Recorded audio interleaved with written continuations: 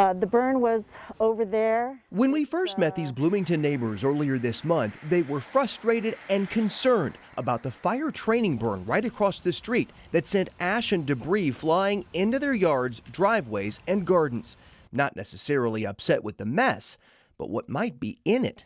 I saw huge flakes of paint, and I thought, oh my God, immediately I thought of lead because this house is an old house.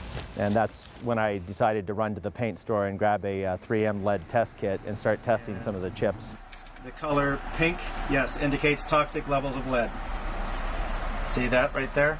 Initial testing by neighbors and the state confirmed the presence of lead. The fire chief told us his department followed all the requirements from Indiana's Department of Environmental Management, the agency that approved the burn. And in an email, an IDEM spokesperson said Indiana's open burning rule does not prohibit the burning of lead-based paint.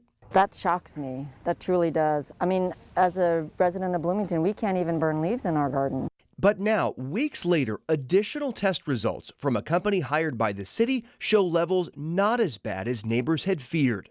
In a statement, city officials said soil samples taken from the properties where debris was most heavily impacted do not contain levels of lead exceeding the state's limits for residential or direct contact exposure.